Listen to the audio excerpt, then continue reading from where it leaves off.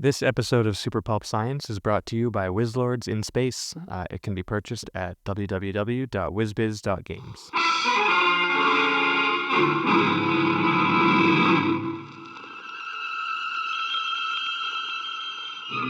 Attention, citizens! It's time for Super Pulp Science. This is Super Pulp Science, where we talk about how genre gets made. I am GMB Comiccon. I am your host. I am also joined by our stand-in producer, amateur, Lyndon, who is just nodding silently. He is filling in for Dan Vadeboncoeur, who would like to be here, but unfortunately, we changed the date of our recording on him at the very last second. Yeah, that one's my fault. Halloween is on Thursday, and it's our very first Halloween at the new house. So Darcy and I had some Halloween plans we wanted to get in place, and I didn't feel like I could do a podcast and do all the things we want to do in time. I have to teach a boxing class on Thursday. That was Justin, also known the world over as Chasing Artwork, and we have also dragged one more unsuspecting victim onto the show today, Zach Schuster. Welcome. Thank you. He is a writer and illustrator, and we are all in the post-convention glow of the Winnipeg Comiccon. Fast becoming my favorite con, not just because it's my local con, but because I have the most fun at it. I think it's my favorite con and it's not my local con. So, what makes it that? not to suck up too much, but I really do enjoy coming out to this studio and working for a week, seeing good friends, having a good show run by good people. It all adds up. All the donuts is right around the street. That's huge. It's true. We have a great donut shop across the street. So it's We're like gonna the get doxed. workcation part of it, because we do some shows where we're on the road and it turns into a bit of a workation around the shows. And I agree, like having that little, again, workation, vacation, like attached to the show really does make the show itself better. Yep. Because you have that comfy finish, like after the show is done, then I have no stress. I just set to create and I have nothing else on my plate than creating. So great. Yeah. I do have the punk rock flea market next weekend. Yeah. Oh my God. But- I'm not jealous at all that you have another show right away. I'm pretty excited about that one. It's the only one that I can attend with my wife, Patron of Dreams, and I get to. It's just a one day, so it'll be super intense one day. But in the Do same, you have to convention repack or is it the same stock? center. I'll have to repack, but I had my niece came and helped me organize all of my stock leading up, and so we were careful to separate There you go. in advance the things that one group would like over. So responsible. I am not usually, so this I feel better. I've When grown things as go wrong, he's often responsible. Yeah, if it's gone badly, it's my fault. And if it's gone well, it's usually planning of others who have suggested to me in advance, remember when that went badly? What if we got ahead of that this time? Don't forget about blind, dumb luck. Clinks. Clinks. Yeah, sometimes clinks. Dear listener, we at the studio sometimes use the expression clink, which is to represent when a horseshoe up multiple asses bumps together. We will say clink. Because sometimes things work out that have no reason to have worked out, and we're just really it's our way of acknowledging that fate has interceded on our behalf, and thank you so much. So Winnipeg Comiccon. Let's talk about setup for a minute. let's intercede there briefly to say, why were you all at the show to begin with? What did you bring to the show to give a first-time listener some context for like who you are and what you do? Which will then lead to the hostile portion of our show, which I'm looking forward to getting into. Yes.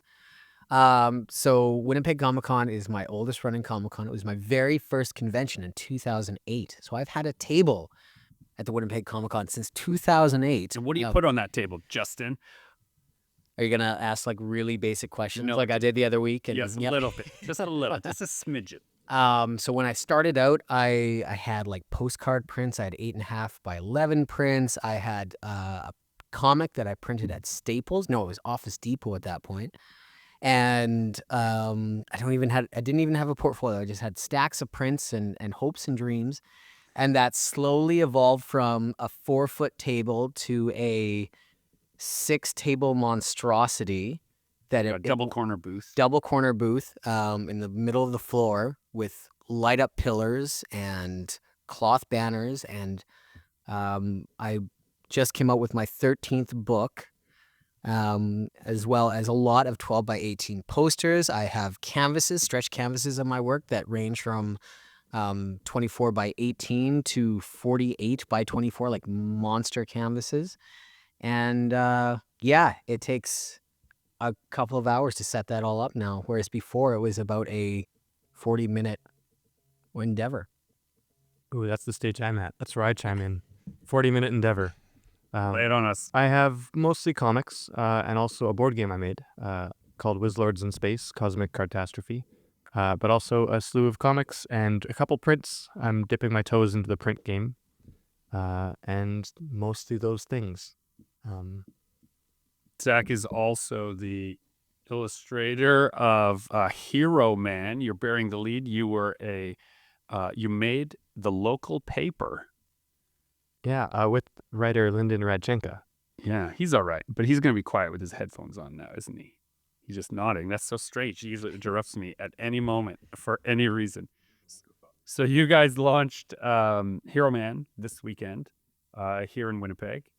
It's been sort of available, but the official book launch in book culture, your book is sort of official once a bookstore has hosted an event for it, is kind of The finish line? Yeah, it's a nebulous Or kind of starting way line. where the authors and the industry and the booksellers all kind of acknowledge that, like, oh, now it exists in a real full way. And so, It's in our system, so it exists. yeah, it exists now. So you guys did that. And as a result, made the Free Press, had a pretty nice article. And I found out that that was true because my father was reading the paper and was like, I saw your name in the paper, Gregory. And I was like, ooh, well, excellent. Tell me about the story about me. And he was like, no, Zach mentioned you in the interview, or somebody did. But I also snagged a copy for my grandpa, who formerly lived in Winnipeg. They have now moved to Calgary, where I live. But he will be, I'm sure, tickled pink to read a Winnipeg Free Press. grandpas love papers. Fun fact about that story. This is producer amateur stepping in. Gregory spits out his coffee. That interview happened because Ben, the reporter who wrote it, happened to stumble upon our book launch without any invitation or provocation. And he stuck around for it, said he wasn't supposed to be working that night, happened to stumble onto our book launch and liked it enough to write a story about it. This is a scoop. This is a very holistic approach to finding beats. It's just wandering around neighborhoods until you stumble upon events. That's cool. Now, dear listener, if you've listened to this podcast for a few episodes, you know we often complain about publishers.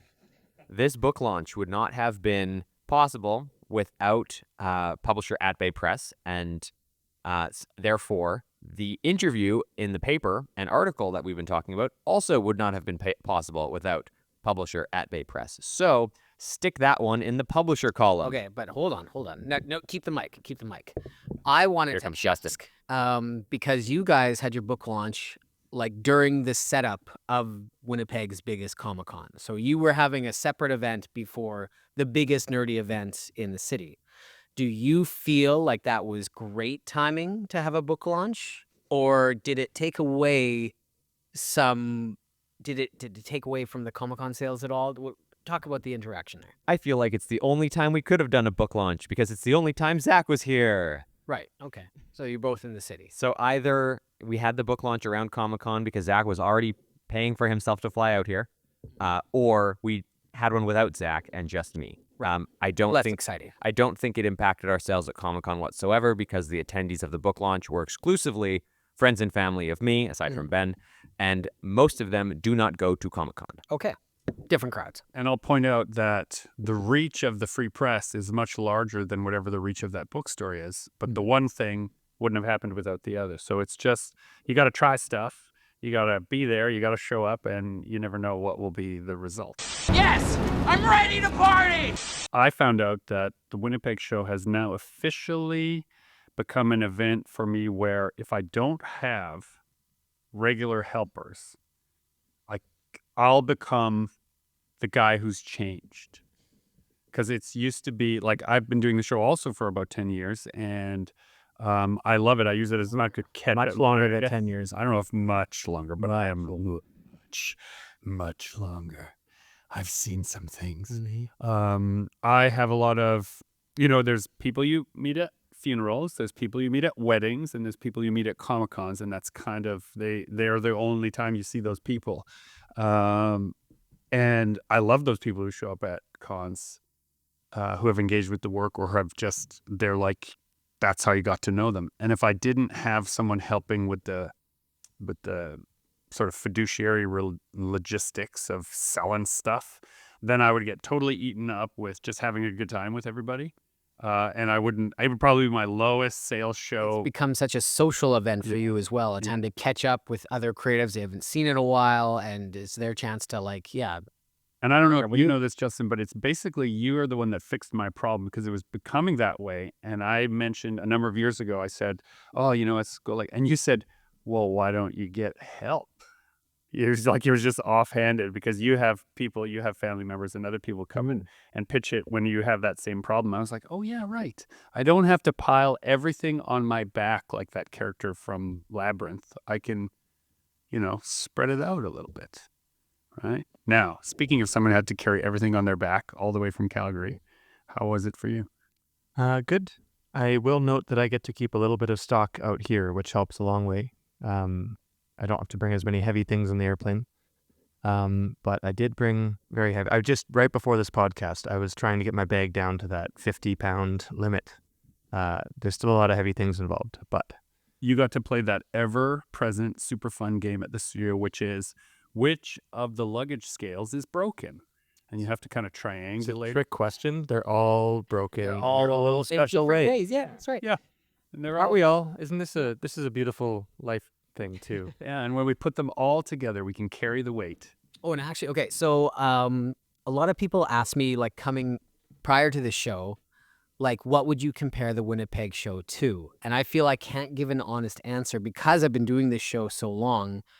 Gregory and I have almost this legacy effect of people have been seeing us there for so long. I feel like it's a different, just a different experience for us at the hometown show. But Zach, what would you compare the Winnipeg show to other Canadian shows to give people reference? Yeah, I feel like I don't have hard numbers on this, so this could be hearsay. But it feels like the size of Edmonton, but with more Calgary-like sales. And just good vibes. I like it a lot. Okay. Oh, that's awesome. Okay, so before the dear listener is like, oh, Justin thinks that you and Gregory are such big deals.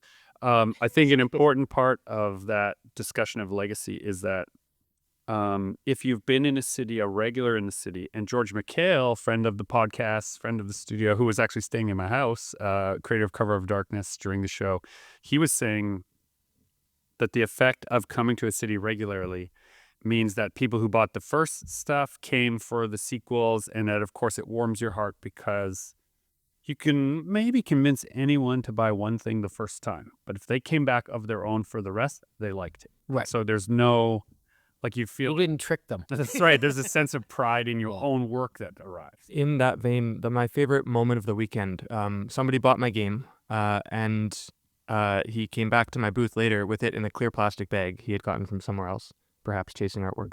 And he said 6 different people have stopped me and told me that game is fun and that I'll have a blast playing it. And that matters more to me than any sale I made. Oh, man, that's so amazing, right? wonderful. Well, and that's so.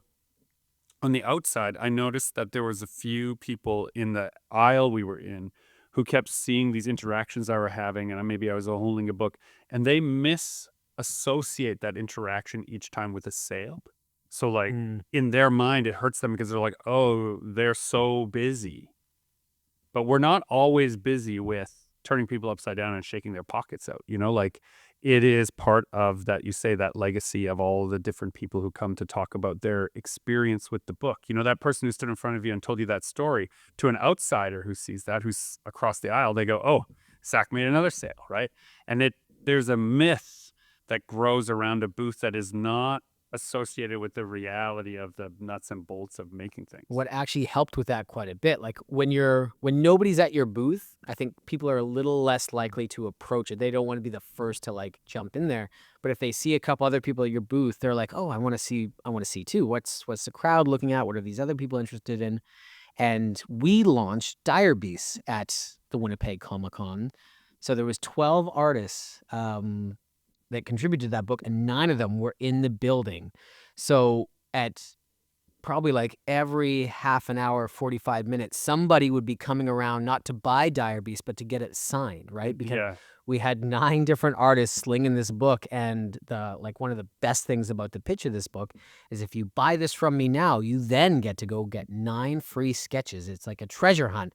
Go find Zach, and then go find Lyndon, and then go find Scott, and like you're gonna get all this free art, and people love that. And we see it as a tangible thank you, but I got a community service report from a couple of parents, which was unintended, not part of the design of our Dire Beast chase item, but anyone who's brought a young person to a show and is planning to come more than one day knows that the sort of culture of Comic-Con is you browse day 1 and you buy day 2. Yes. So that you don't get caught up in the fervor of too many impulse purchases.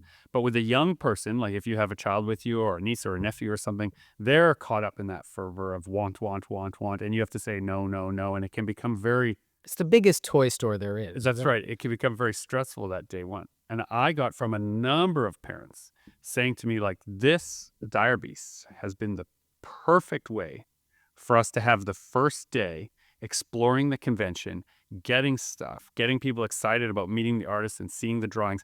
And I don't have to say no all day. And I hadn't even considered that as a feature. It was sort of like just sort of happened. So that was kind of... I didn't know kids were buying the book. I put the one and only swear in, I believe, the whole book. And it's the only word in my comic, and it's fuck. Now I feel bad. We did warn parents like I said, like 13 plus or around 13 age, and a lot of parents were like, they watch scary movies, they watch Walking Dead, it'll be fine. And, That's right. Yeah. There is a certain Venn diagram of Comic-Con youth whose parents have exposed them to a lot of pop culture and maybe a lot of horror movies, maybe a little young. I was just a very sheltered kid, so my gauge on that is bad because I went from a sheltered little religious boy to reading Preacher in a hurry. And so my scale for that is just like the ones in this studio, a little broken. Right. Like one of the first movies I remember ever watching was Tremors, I think. Oh boy. Yeah. Such a great film. So we actually had people buy that book purely on the idea that they could go look for sketches. Mhm, It had nothing to do with what was actually in the book. They were just, why do I keep seeing this book? Oh, it's because there's so many of us in it, and if you take it around, I'll sign it for you. Done. Sale's done. They're gone. They're off. They're on the quest. So what I hope will happen, imitation is the greatest form of flattery. I think it's really great. If you're listening to this and you have like 4 or 5 friends that usually do your local show, or you know they're going to be at the other show, make something together that you can share in the joy together. And the printing costs. More importantly than joy is the cost of bringing it down by all buying into the print run and making those books cost less. Yeah, we had just the format. Lyndon had discovered the format at Prairie Comics in 2023. And printing was really, really reasonable. And part of the reason we picked who we picked to be in the book was they do conventions. We know we're going to be able to, at any given show, usually in Canada, we're going to have probably like 3 to 4 of the 12 artists will be in that room. Yeah, and tiny bit of production advice, dear listener, if you are endeavoring in this. This is the part this is the potential to end friendships, which I think we should be very clear on, is you'll have to have a production date that does not move. And if your friend is not ready to submit their work by that date, they are not in the book. You're not changing the schedule for them. Unless it's your mother, Justin. Unless it's your mother. One caveat. If your mother's involved, hold the door open for her. Oh no. Don't pick it up! And so the other thing I would give you as some tangible advice is pick a book boss who everyone can defer to for arguments, questions, or extensions. I think that was the big takeaway from Dead Work, Yeah. where we did vote by committee. committee This is was no worse. better. This Yeah. was much because I was officially the book boss for Dead Work. Yeah. Except we made group decisions that I didn't all agree with, and it was more frustrating than what I saw Justin get to do here, which is just be like, nope. It's my way or get out. But yeah, Fantastic. still stressful. You're always like, when I'm making my own books, it's just me I can disappoint. But like knowing that there's 11 other like really talented artists that I don't know if they're going to like how I'm doing this or laying that out or doing that, like that would definitely like weighed on me a bit more than I was expecting. Yeah. Yeah. And there is a quality to that too, where we were unloading the book. And when I opened the first box, there's always this moment where something is wrong, right? You're like, you don't know. And pro tip too is if you're taking receiving of shipping at that quantity, don't let them unload the pallet until you've opened one box at least, maybe two, and checked that it's exactly the way you want it. Because we have friends of ours who opened the box and sent the whole shipment back because it was drastically wrong. But once it's been delivered, they won't take it back. Right. It's all over if they unload that truck. Yeah, so you have to refuse it at time of delivery in order to make your case for it's not what I asked for really strong. Yeah. Now I will say that anytime that's ever happened where something has been wrong with our main printer that we use, Freeze-Ins out in Altona here in Manitoba, they've always made it right. So there's no fear for me that if it goes really wrong that it won't get fixed. There's just slightly a fear for me sometimes that we've usually cut it so close to the deadline that if we have to change it, then we have to change the whole release plan, so we fly pretty close to the sun when it comes to that stuff. So that ends the practical stuff. Let's get back to the myth that grows at shows. And I think the best way to come at this conversation is to have Justin tell me, you can leave the names out, but on the ride down for our Americanos in the elevator, he mentioned something that I said, oh, that's what the show is about. So why don't you lay this on us? So I had 2 different conversations at the Comic-Con this year that rubbed me the wrong way, and I don't think the other person on the other side of the conversation meant it to. But I had somebody come up who is kind of new to the art scene and excited about potentially getting a table at Comic-Cons in the near future. And they had been at the convention for a while and came up to chat. They were like on their way out, and they made this comment of like, yeah, I'm excited for my own table, but like, I guess I have to start doing fan art, huh? And the way, just the tone of it made it sound like fan art was going to be the silver bullet to success. And so we were able to have like this lengthy conversation about like when you're starting out, like, yeah, like do some fan art of stuff you're passionate about because people are going to want to talk about the fandoms, but also like do your own thing, like do your graphic novel, do this, do that, do stickers, try this, try that. You have no idea what people are going to love about your table, love about your artwork. And especially in those early days, like you just have to kind of shotgun it and see what sticks.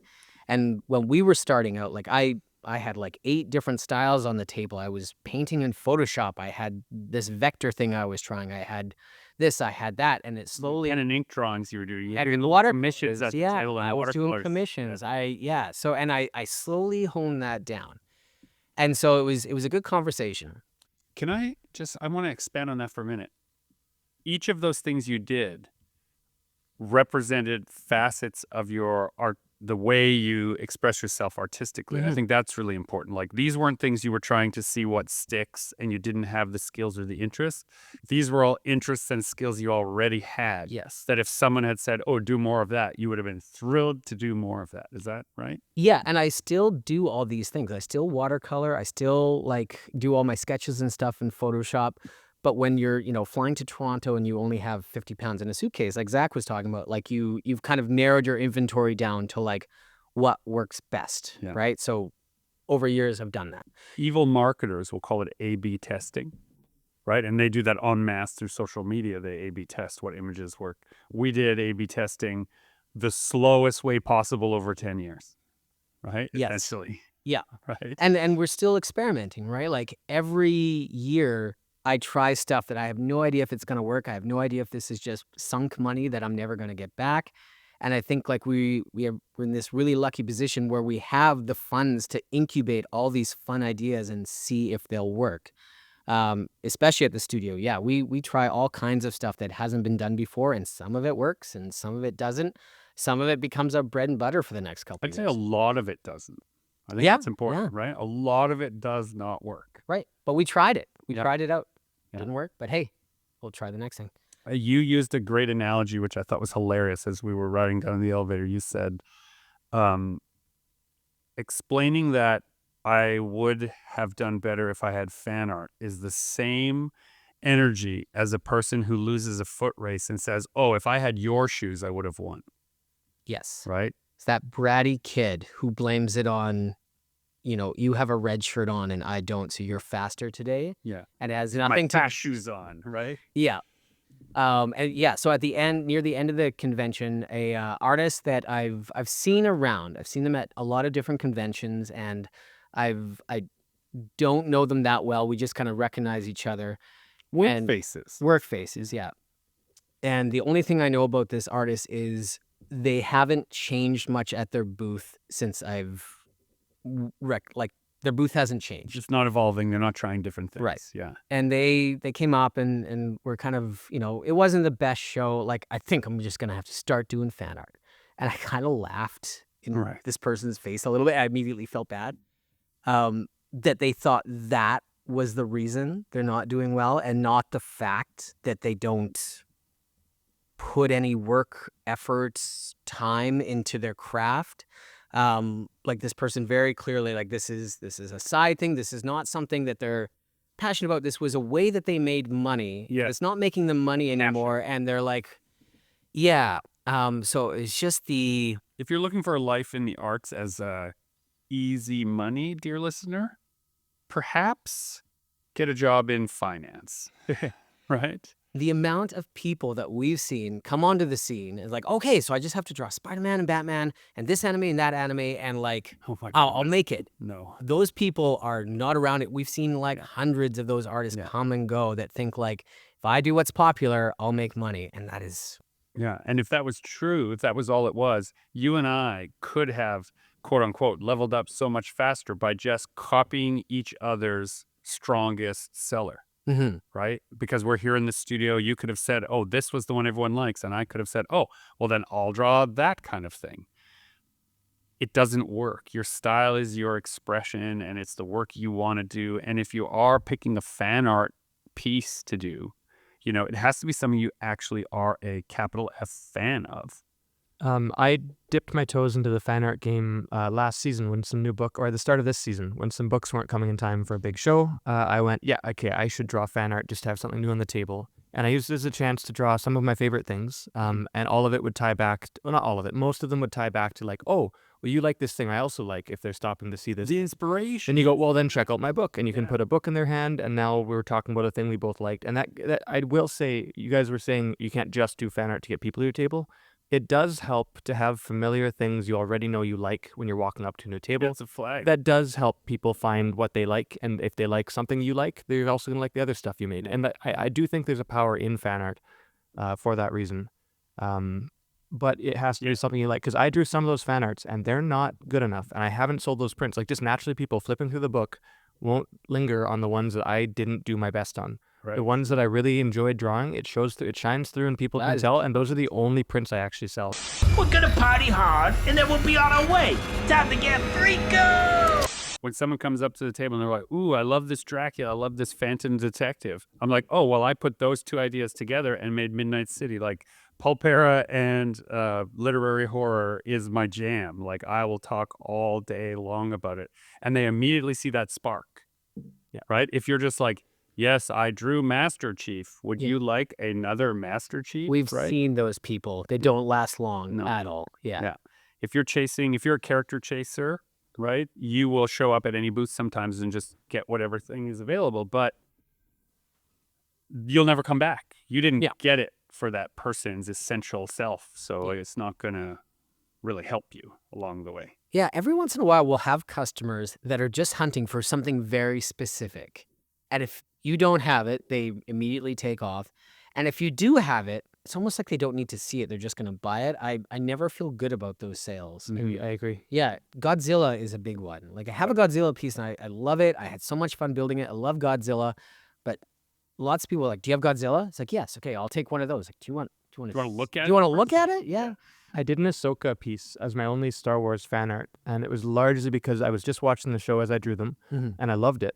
And I didn't want to talk to the kind of person who didn't love that. I worked in a comic store for 8 years, and the amount of conversations I had were just people dumped on all the new stuff, no matter what. And there's good and bad in the new stuff, and I like most of it, but not all of it. But I just didn't want to have another conversation about how bad everything is, and like, so I specifically drew Star Wars fan art that wouldn't sell to probably As a the average person at this, like, because if somebody wants to talk about their love of Star Wars, I'm so in. If somebody wants to talk about why the new stuff is bad, I don't want to have that conversation 20 times a day at a con. Right. So I drew Ahsoka, and I'm really happy with that print, and I'm really happy with the people who have engaged with that print, and I've weeded out the type of person I don't want to talk to. I had I had a touching moment in exchange with a number of people who came. This is sort of a first time event for me. If you're a fan of the show or if you've listened to these episodes, you know that we go to different cities and we try stuff, but we mostly work directly. It's us selling our stuff directly to people. But I also work with a number of different publishers, and I have my work available in bookstores. And it's a very different market. And the Comic-Con market and the bookstore market, they're not the same people usually. But I had a number of people who showed up out of the world, got a ticket to the Comic-Con so that they could have me sign their book that they had bought at bookstores. And they were sort of like wide-eyed in the world of They went Comic-Cons. and found your artwork and then brought it to you. Yeah, like they found, it was copies of Automatic Age that they had bought out in the world, and they brought it in, and it was like, it was their new favorite. Well, number one, someone saying this is my new favorite book is like, you can live on that forever, frankly. It makes your heart. And his head grew 2 This is really but it's because it meant so much to me to write it, so that's really important. And they didn't buy a single thing. They weren't there. It created this, again, that myth of like, oh, there's another sale.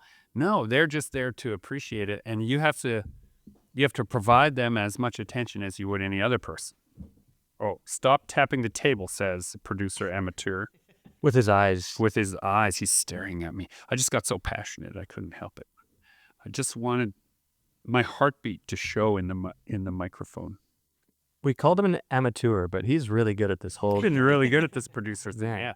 He's not as pleasant about his dad. I'd say very unpleasant, but it's working. So Dan, It's keeping us in line. we miss you. Yeah. Take us back.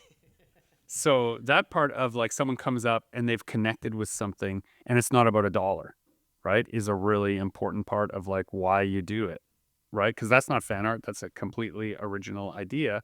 But they probably noticed the robot on the cover and were like, I like robots. Like the cover is, you can judge a book by its cover these days. So whatever lured them in, right, is that surface piece. Also, too, like the pieces of fan art that do the best at my table are like these locations that I've invented in the world of like Final Fantasy or Avatar. Like I've built this like little ramen shop like in the world of Final Fantasy VII. It doesn't exist in the game. Like the characters never interacted in this way. Like it's something completely new to that world. And that's what really connects with people. I think people are so just overexposed to pinups of characters Right. that doesn't cut it anymore. It has to be something new and different through the lens of you The to singer? actually make that connection. The singer, not the song. Yeah. And so these people that just kind of dismiss it as like, oh, as long as you do something Spider-Man, you can make money. I just like, I couldn't disagree with that more. Yeah. Tell us about Wizlords of Space, Zach. In space? They're also of space, but that's not the title. It's a little card game where you go head to head over oomph, which is a resource found in space. Obviously, goes without saying. And oomph, That's where all the oomph is. that's exactly. That's It's why they're in space. Yeah. It adds oomph to their magic. So when you leave the oomph resource on the cards, they're stronger, but you need to store it to win. So always kind of a trade-off. Do you use it? Maybe lose it. Do So you keep it earthly safe? wizards weak because they have no oomph. No oomph. Right. Okay. No, that that's more fun. Little card game. Wizlords. Tell me about it. You draft a team of space wizards, and then you fight over it.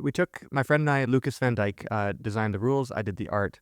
But we designed a game like Magic the Gathering or other card games, but without all the bloat. So it's all in one box you need to play. The battle line is 3 guys big instead of a bazillion. Turns go faster. There's a mechanic in place that speeds the game up as it goes, so it ends on time. We just took everything we liked about those games and cut out the bloat. And speaking of It's Like Magic, I think I'm going to print a big banner next year that says it's like magic but better, or something to that effect. But use magic in the sense of the metaphysical concept. It's like not magic with more oomph. something like that. Anyway, something very baity for the Magic the Gathering lawyers. But I think I can get away with that. That's the plan. If you like Magic the Gathering, you'll hate this. No, I think they'll love it. Actually, my biggest fans, the ones who get it right away, are the Magic players. Just go, yeah, there are those problems with this thing I love, but we have all the same tactical little decisions you can make, just compressed in a way that makes it not as big of a bear to... That's my relationship with Danger in the Details, right? I love Dungeons and Dragons, but I just find there's so much bloat and not enough oomph, frankly. Yeah, you want to get people to play for a first time. You don't want them to have to do homework or take a university course or, frankly, download an app, which is like how people circumvent D&D now. Oh, well, you don't have to make a character. Just download this app, and then you don't have to do the math. It kind of takes away the core element of your imagination, I think. Which I do think is a good segue into our book.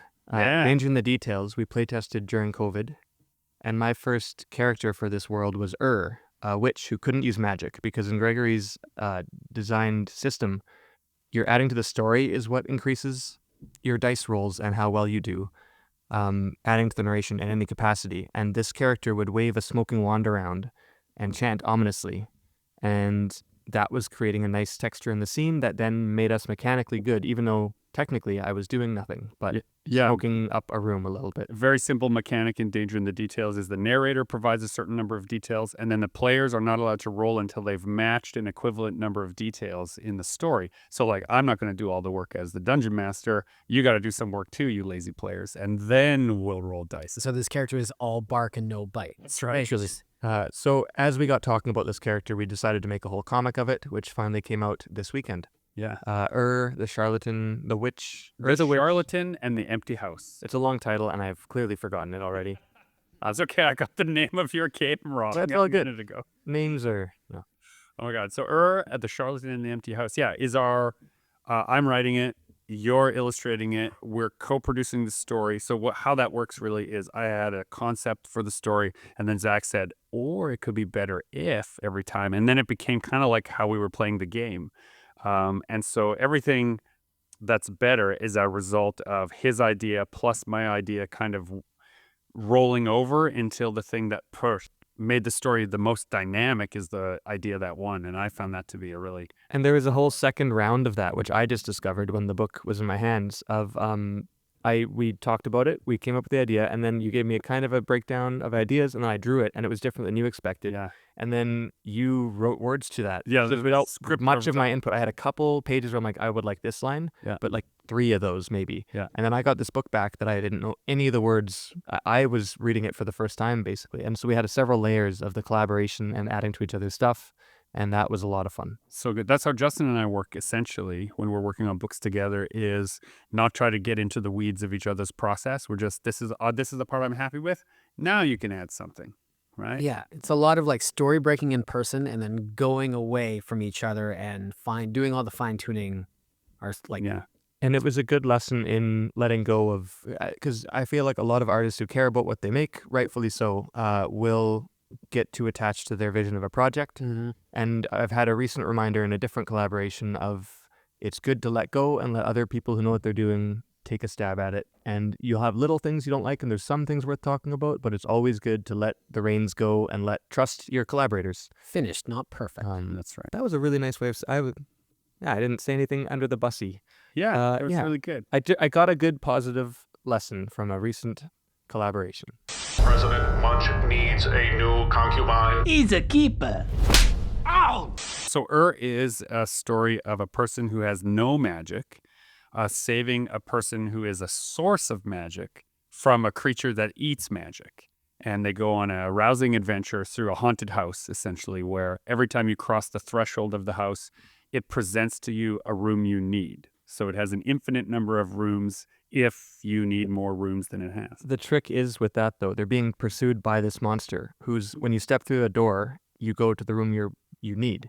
And this monster needs that magic. Yeah. So they can't get away from this thing because they step through a door, they go wherever they need, but it steps through a door, same thing. It goes to them directly. No short. Room of necessity in Harry Potter. It's kind of like that. Yeah, kind of like that, except that the whole house is like that. And then the house also has there's a little sort of supernatural, what would you call it, like intercedence that shows up and kind of suggests that there's a larger world, and there are some, the ghost that's speaking from the house is like, it's not an accident that you crossed the threshold in the first place.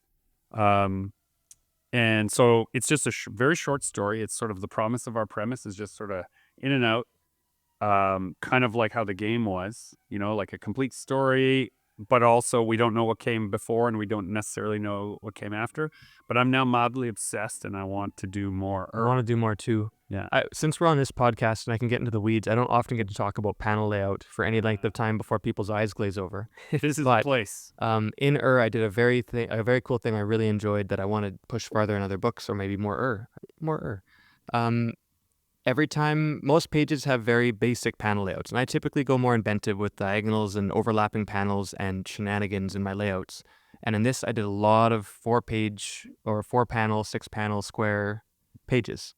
But anytime there is real magic happening in this book, the panel layout changes. So if you're reading it, you can see, and you'll know, maybe if you don't even pick up on that 100%, it changes a little, and it's cool. Anytime there's real magic happening, the panel layout's different in some way. Yeah, Nice. and magic in storytelling is about changing the rules that people expect. And in comics, of course, the panels is space for time, to quote Scott McCloud there. And so the rules of the world itself are being altered, and the universe itself is being altered. And so how you express that in comics is, of course, the panel layout. And there is some pages that I thought poor Zach was insane when he started. The 60-panel page? Yeah, a page with 60 panels. I led them on a Scooby-Doo chase through this house, basically in one page, and I had so much fun. It took me like days. Yeah. But it was cool as hell. So, dear listener, don't do that. No, I'm doing that again. I want to push that further. That was my takeaway. But I don't value my time, so your mileage may vary. Perfect. That's what I need. When you were at the show, Justin, we'll come back around out of the weeds of making panels to standing and sharing work. Did you have a moment where you found it difficult to say, Dire Beast, this anthology of all these other people, you should pick this up if you came here, when there's only 10 pages of you and there are 100 and some pages of other people? Did it? Sharing the credit of a publication. Yeah, or the other vice versa, like, because you did the cover. I did. So there is, the reason I pinpoint you on this, if someone saw it, they would go, oh, Justin has a new book. Oh, the cover is so cool. And they picked it up. Did they flip through it and go, oh, Gregory's in here? Or, oh, there's some Zach. Yeah. Most of the reactions were the excitement at the variety. It's like, oh, it's all different. Like just the drastic changes in style, I think, was a big selling feature. But yeah, it fit well on my table because I did the cover. Did you guys feel like? So I will say I was right beside Justin's booth, across from Gregory's booth, and down the aisle from Lyndon's booth. And I did quite poorly on Dire Beast sales this show. I'm not worried about it. I will sell them in the future. But Okay, I was in just... hold on. So I don't think I can have a... I had probably 15 Dire Beasts on display. Lyndon and Steven had probably 40 Dire Beasts on display. I had at least, I had 3 different places where Dire Beast was on display. And if I'm not mistaken, your Dire Beast was just the top row of your bookshelf, half hidden by other books. Fair. But I will say the average customer that came to my table this weekend was already holding it. We slung a lot of those as a group. Because we pointed them at you. Well, to get the sketches. That was the whole... I'm not sorry about this. Most people This is in good their hands code, already, which is a but good... hold on. Good thing. Because what if, I think you represent an important wrinkle in the plan. Someone is going to get outsold and do all the sketching, but not reap any rewards. So I've reaped rewards. how do we fix that? The purpose of the Dire Beast sketch quest is to send people to other comic makers' tables so that they can sell other comic books. It's true. So the answer is have more comic books that you can sell. That's the answer to your question. No, and I didn't start this to have. I'm not sore about it. I just That was angry producer amateur Lyndon Rachenko, who has a very strong opinion on this. Gotcha, journalism. But yeah, I will also say I have one table, so 6 feet of space. 8? Is it 8 here? It's 6. So I have 6 feet of space to their what Jagan, I don't know where I'm at. Justin has 6 tables. There's just a difference in how much real estate you can have to show off your stuff, which means you got to build up. But I'm sure we've talked about that plenty on this podcast. Build your tables higher. Yeah, higher. Or have a. I was jealous of your giant Dire Beast poster. Yeah. No, I was taking yeah. advice that you gave on the podcast, like the last couple episodes, like print whatever your book is, print panels of it big. Yeah, my problem with that was I was also launching another book, The Power Creep Problem in Video Games. Did you have too many new things? I may have had too many new things. I had Once Lands, which was our new shared world, Sword and Sorcery, illustrated novella. That was my top book of the show for sure. Really? Yeah. Well, you also had like 3 people kind of pushing it for you. You had the other creators there. This is what I was going to say. We had everyone involved in all the shared world projects, and all their shared world projects were also present. So anyone who was even a little bit interested in So they cyber, smack Dire Beast out of the person's hands and yeah, put the thrust, Onceland. push them down, and but what usually happened for my Dire Beast conversions were if I was sketching in somebody's book, someone else would say, "What's that?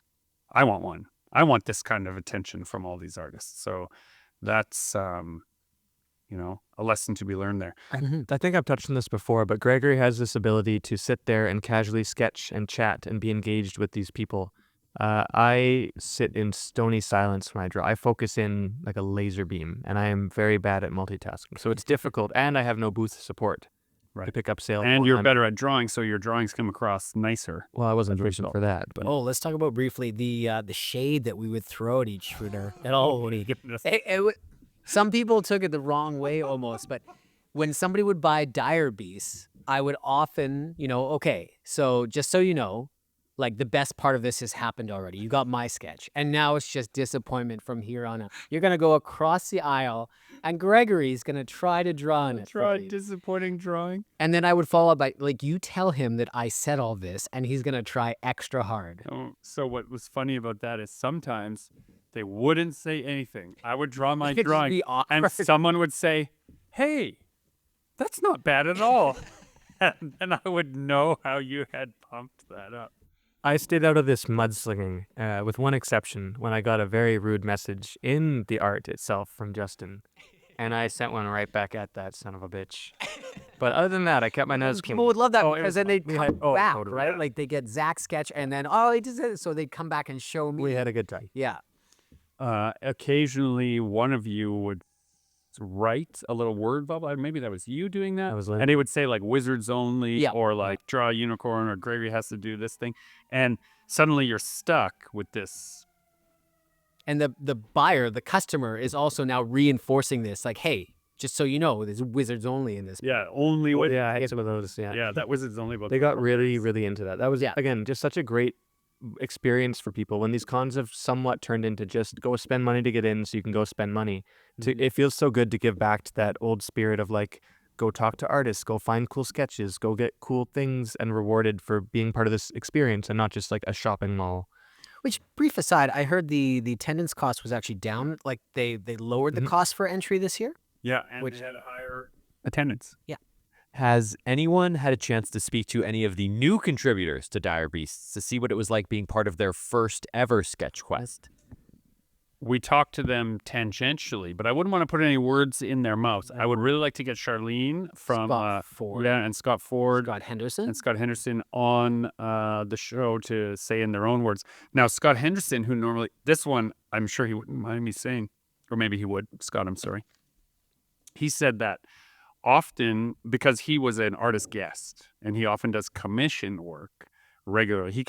Scott Henderson has the ability to draw literally anything in his own style, and add a composition to it that you haven't thought of. It's incredible. But as a result, people will hire him on the regular all show to do 5x7, 8.5x11, or 11x17 commissions.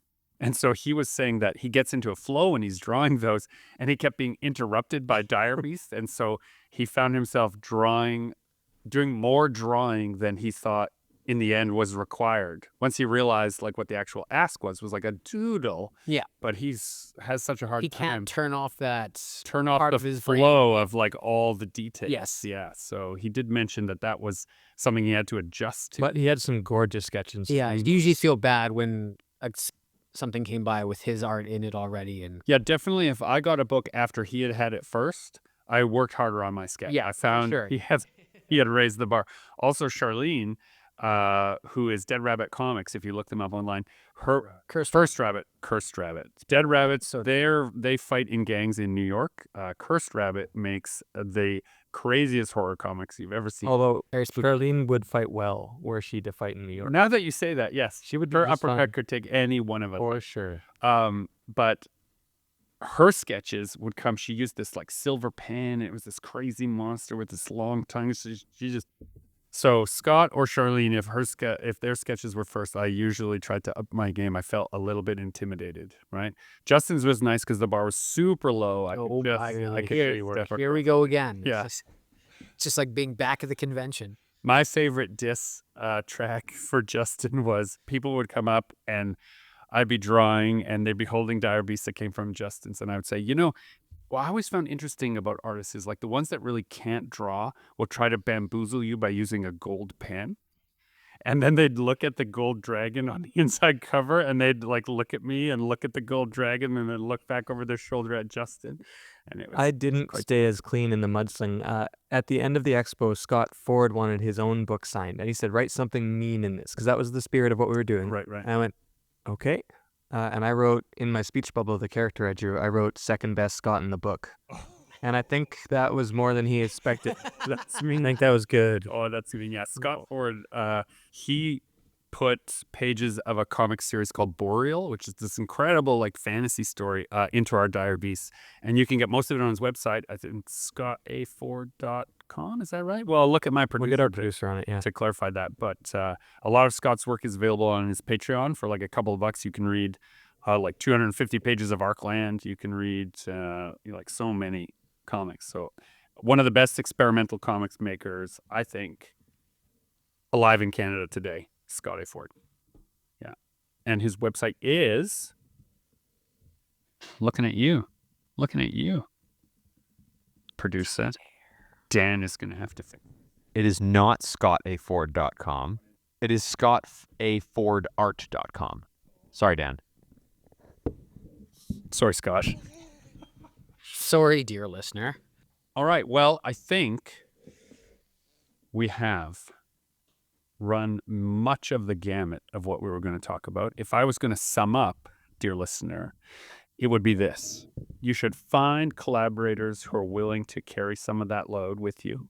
You should find people who enjoy the show for the show itself, for the connection to people, and try to uncouple from the strict what makes money at a show, because eventually that's going to run out on you. Because your joy will be missing, and when your joy is missing, the art suffers, and when the art suffers, of course, people don't connect with it. And when someone else asks you the story of the drawing, which is inevitable if you get busy, people want to know the story, and you're like, I just drew that for money, that is going to come across very disingenuously, right? So just do what you like. And you might as well be in the vendor section, not the artist alley. Yeah, absolutely. Ooh, that is the heaviest diss track we could leave it on. This is GMB Comiccon encouraging you to join the fight and make comics.